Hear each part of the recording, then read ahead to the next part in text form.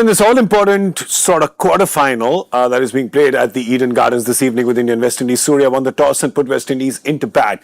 Their start was very slow. There was a 45-run power play for no loss. Very strange. Captain Shai Hope looked stuck, couldn't dig himself out of that hole.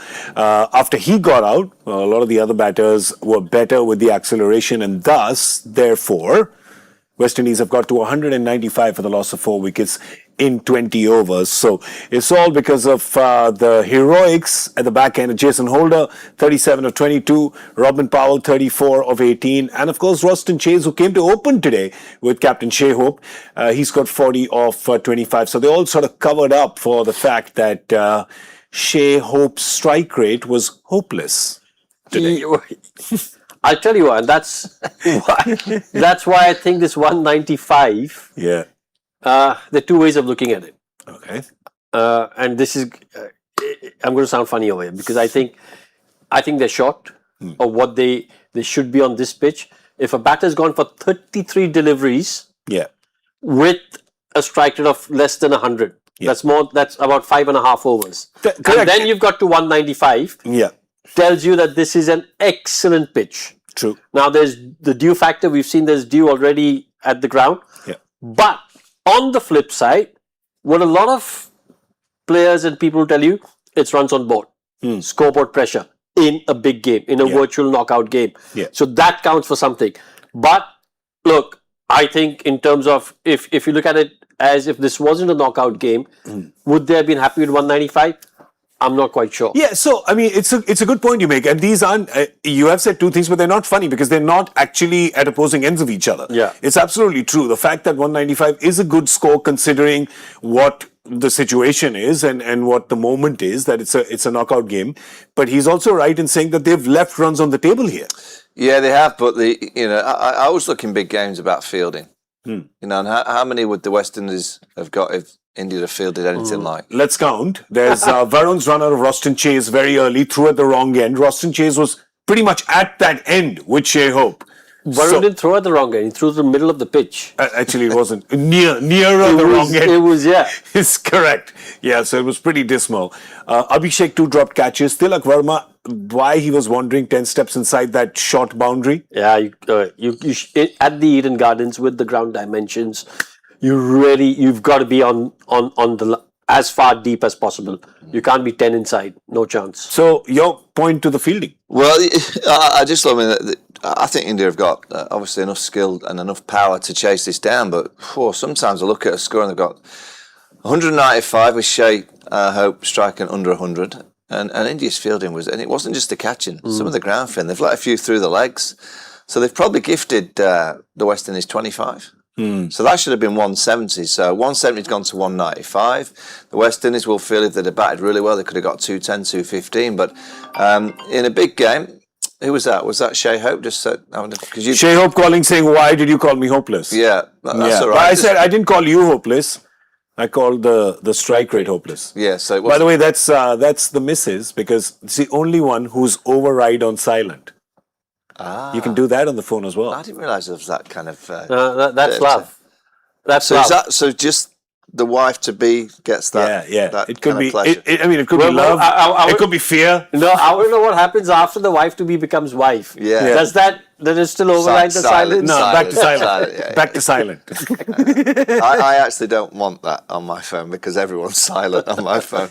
But yeah, fielding throughout the whole tournament. Let's be brutally honest, India have not fielded very well at all throughout the tournament. Throughout the tournament, you kind of look at it. Have to put a perfect display. Very hard to get a perfect display, but there's always one element of India's play so far in this tournament that you can kind of point the finger and say, nah, they've not been quite on it today. They'll hope that the batting's fine, they get over the line, but they can field a lot better than that. We have a stat to back that up. India has dropped 13 catches in this World Cup. Yeah. Wow. 13 catches. How many games have they played? 3 plus 3 now, right? 6. So that's 6 games. They've dropped 13 catches. Catching efficiency of 71.7% is the worst among the Super 8 sides. That's not the kind of stat that you want associated with your team. And I'll tell you what. This Indian team generally is an excellent fielding side. So this is a bit of a surprising stat. Yeah. It's just come in the wrong tournament. You know, in the World Cup. What you want in a big tournament is, okay, you've got batting's A+, your fielding's A+, bowling's A+. You want your fielding to be A+ as well. Now, that's something in your hands. So, I mean, that's something, again, we speak about data, we speak about, you know, they'll know this. And they'll be looking, they'll be speaking about this in team meetings, trying to see what do we do to rectify this. But yeah, it's not a good stat. The bowling then, let's have a look at the bowling because the power play was good. 45 when you have big hitters of West Indies. And remember, it's not just the openers who are batting. There's also the fear of all the people or the cushion for West Indies of all the people, the big hitters who are to come. So given that, it was very strange that they only got 45 in the power play. But let's not take anything away from the Indian bowlers because they were spot on in the beginning. Now, Arshdeep there, his 4 overs of 43. There's 123 or 24 run over in there, right? Which was the 17th over. So you take that away. I'm just saying in terms of just to analyze the beginning.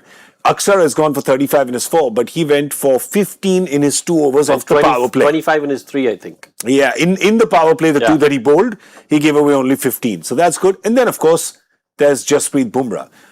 When you look down those figures again, I mean, you see the ball by ball, actually. We'll see the ball by ball and you can tell what he's done, and we spoke about this. He manages to do the choke. Today is actually an expensive day for him compared to others. Went at 9 and over, so that's expensive. But he still managed to, in that second over of his, pick up 2 wickets, concede only 4 runs.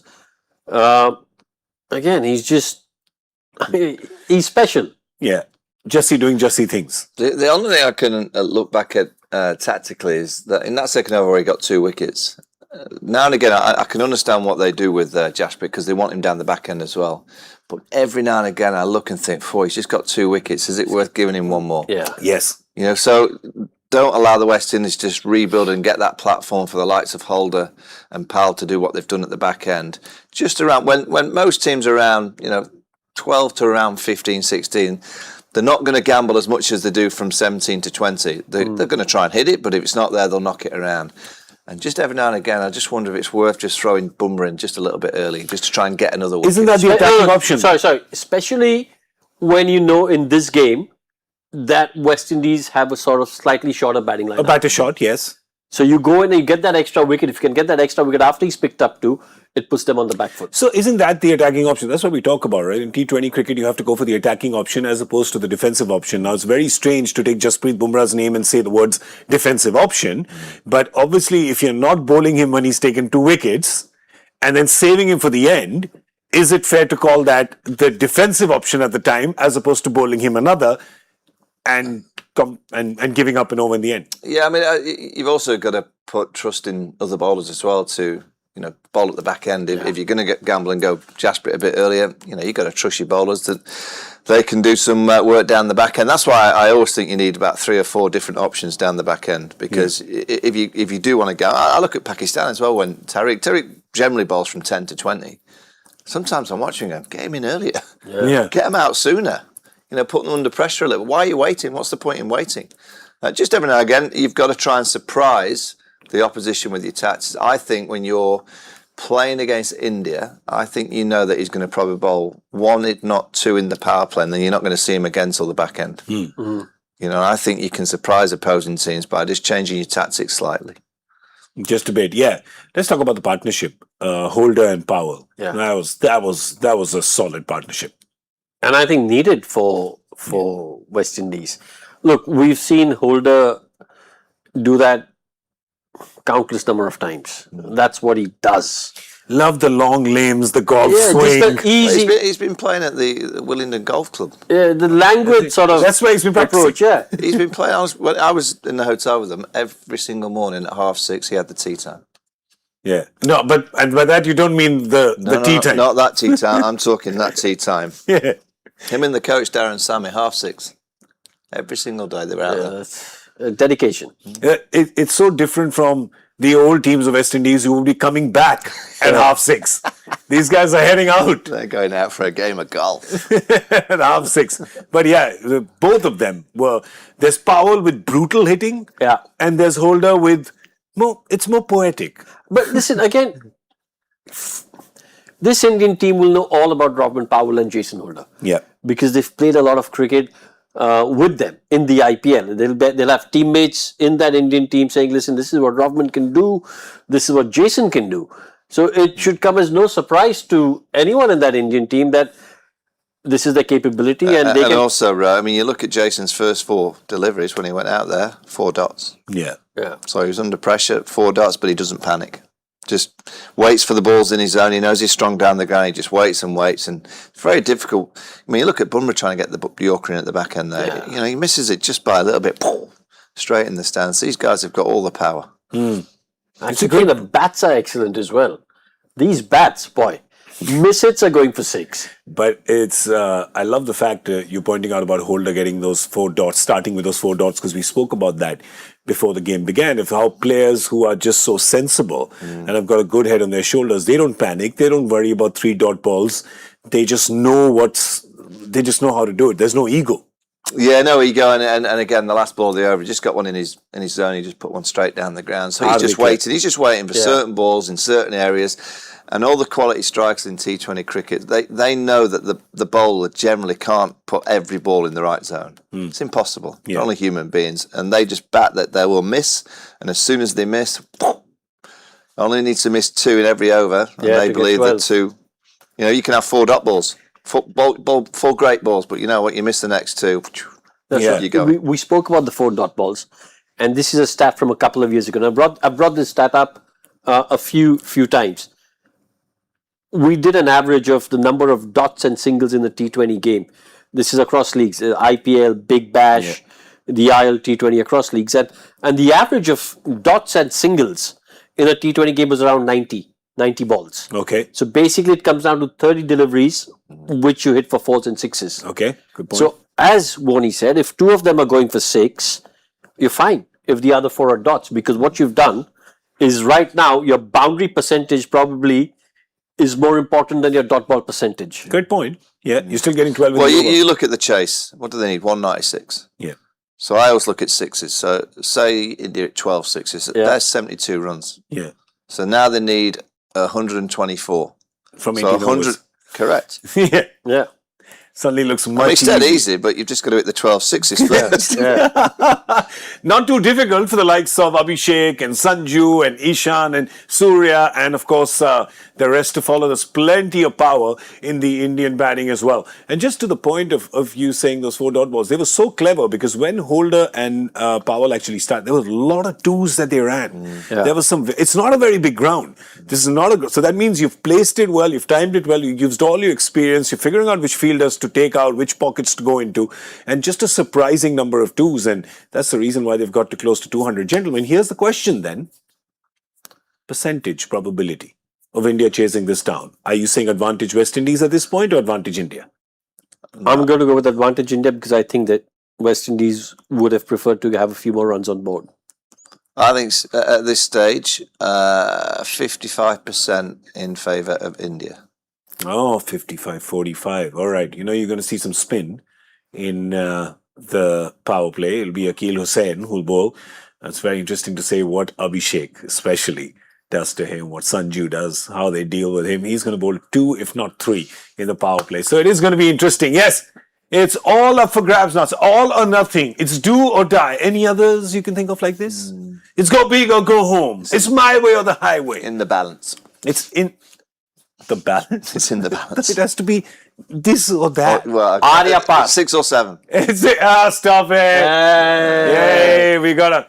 Have you got Gen Alphas listen, in the studio? Father of a teenage daughter, what do you expect? That's true. You That's true. got to keep up with the language. No. I'll tell you. So David Warner gets 100 in the Big Bash, and he celebrated, and he did. His kids were in the stand, and he gives. And me and Mark Moore on commentary. We went, what is that? So I didn't have a clue. Oh, okay. But it was Warner's kids Yeah. that told me what it was about, Yeah. and then we googled it and we looked into it. So 6 and 7. So David Warner is the real Gen Alpha.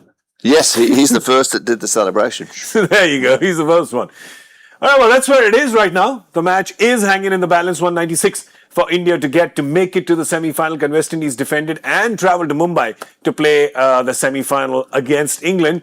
We will know in a little while. We'll come back on the Combox to just check out the chase. What about at the end of what 10 about our overs? I'm guest? coming to it. I'm just waiting for more balls to be bowled, get more information, train my AI. What's India going to get in the power play? All right. How many balls have been bowled? Let's have I can't some tell you info. that. 57. How many balls have been bowled? All right. I'm First going- over 5 runs. First over 5 runs. Yeah. I'm going to go 56. with 55. 55, 56. What are you saying? 57. Did you say 57? Yeah. After getting the new information. Yeah. Well, no, I was before the new It was before the information. new. So I'm still happy with 57. Okay. Do you think we should be more? I'm overthinking it now. Don't overthink it. Michael Vaughan has told us cricket is very simple. Don't overcomplicate it. We will not. We will just very simply walk out from here and get some dinner. Are we going to eat pasta or salad? I don't know. We'll figure it out. All right. Thanks for watching Cricbuzz Live. Bye-bye.